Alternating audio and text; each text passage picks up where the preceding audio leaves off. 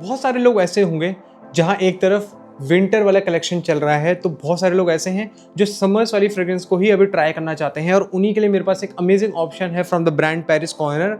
मैं बात कर रहा हूँ मॉस्को म्यूल फ्रेग्रेंस के बारे में, और इसी के बारे में आपके सारे डाउट्स में क्लियर करने वाला हूँ इस फ्रेग्रेंस में।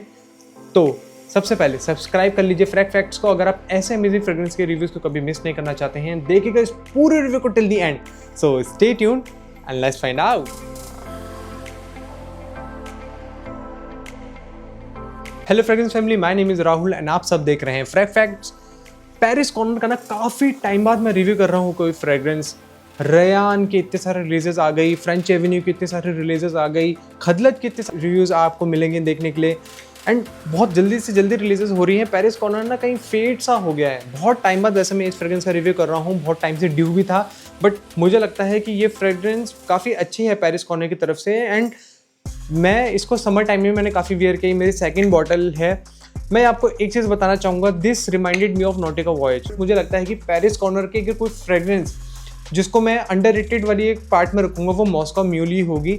स्मूथ है ओपनिंग से ही, और ये आपको रिमाइंड करवाने वाली है किलियन के ब्लू मून जिंजर डैश वाली फ्रेग्रेंस को, जो कि समर में वेयर करने के लिए एक बहुत ही अमेजिंग फ्रेग्रेंस है।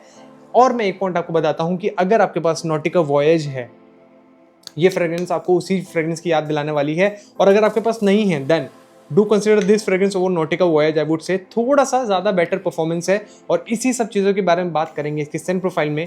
बट पहले जल्दी से देख लेते हैं इसके ओवरऑल बॉटल एंड बॉक्स का presentation. Not a very great box, it looks cheap, and मेरे पास जो आया है बॉक्स तो ऑलमोस्ट ही ओपन ही होकर आया है। फ्रंट में fragrance name and top side में ब्रांड लोगो मेंशन है। बात करी बॉटल की, जो कि काफ़ी अच्छी लगी मुझे, ब्लू लैगून, थोड़ा सा slightly light blue kind of इसका जूस कलर है। फ्रेश, क्लीन, एलिगेंट लगती है बॉटल।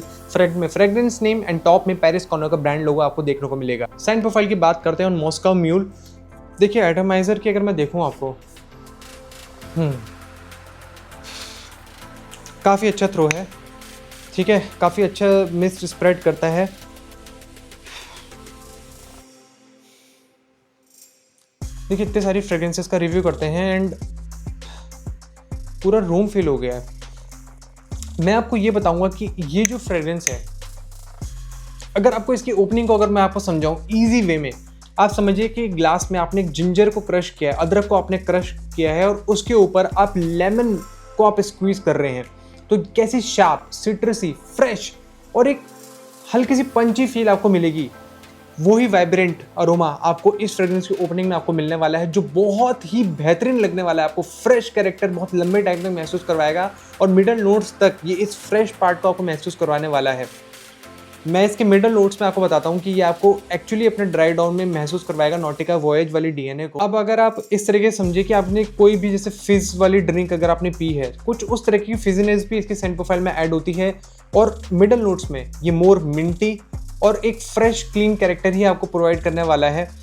बट यहाँ पर ये फ्रेग्रेंस मुझे नॉटिका वॉयज से पूरी डिट्टो रिमाइंड करवाती है, और उस वजह से ये फ्रेग्रेंस एक्चुअली आपको रिडंडेंट लगेगी। If you have Nautica Voyage then आपको लगेगा कि यार मैंने, मुझे लगता है, गलत फ्रेग्रेंस चूज़ कर ली। बट इसकी ओपनिंग इज समथिंग जो थोड़ा सा डिफरेंट है, और वो ही इसकी पहचान है इस फ्रेग्रेंस की, जिसमें जिंजर का बहुत ही शार्प कैरेक्टर है, क्लीन एक अरोमा है।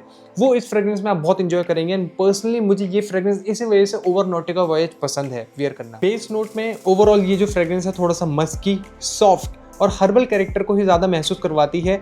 थोड़ा सा इसकी सेंट प्रोफाइल में ऐसा है कि इसके मिडल नोट्स के जो एक हल्की से इसकी जो एक फील है, वो बहुत ही जल्दी आपको ऐसा लगेगा कि फेड हो गई।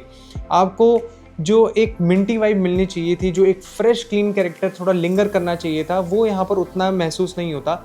मोर आपको एक मस्की सॉफ्ट फील ही यहाँ पर मिलेगी। बट ओवरऑल अगर मैं बात करूँ इसकी सेंट प्रोफाइल की, तो ओपनिंग बहुत ही बेहतरीन है। फ्रेश आपको बहुत लंबे टाइम तक महसूस करवाएगा, और एक सॉफ्ट मस्की फील इसकी सेंट प्रोफाइल में एक क्लीन एरोमेटिक पार्ट को महसूस आपको करवाने वाला है। Overall a good decent performer, और मैं ये कहूँगा कि एक अमेजिंग ऑप्शन है समर्स में वेयर करने के लिए as a clone of Kilian Blue Moon Ginger Dash. इस फ्रेग्रेंस की प्राइस पॉइंट की बात करें तो इसका जो अभी करंट प्राइस है वो अंडर 2500 रुपीज़ के आसपास है, और अगर आप इस फ्रेग्रेंस को परचेस करना चाहते हैं तो आप इस नंबर पर, जो मैंने तालिब भाई का नंबर स्क्रीन पर मेंशन किया है, आप इनसे किसी भी फ्रेग्रेंस, मिडल ईस्टर्न फ्रेग्रेंस या इस फ्रेग्रेंस का आप परचेस कर सकते हैं, या फिर आप fragrance heaven.in पर जाकर मेरा कूपन कोड RHL15 अगर अप्लाई करेंगे तो आप इंस्टेंट 15% डिस्काउंट को अवेल कर सकते हैं, चाहे आप कोई सी भी फ्रेग्रेंस को खरीदें।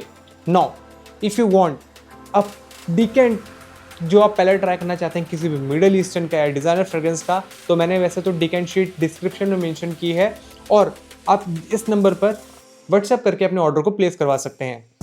Coming to the variability of this fragrance, this is a proper versatile kind of fragrance and meant for summers only.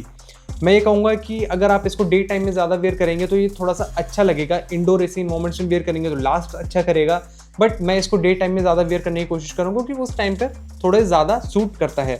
Meetings में वेयर करने के लिए, ऑफिस टाइम में वेयर करने के लिए safe to wear kind of fragrance है, तो ईजिली आप इसको वेयर करके लेके जा सकते हैं। Coming to the scent profile of Moscow Mule, तो प्रोजेक्शन इस फ्रेग्रेंस का 1.25 से 2 घंटे का बहुत ही अच्छा प्रोजेक्शन है और मुझे ऐसा लगता है कि थोड़ा सा लिंगर करती है इसकी प्रोफाइल।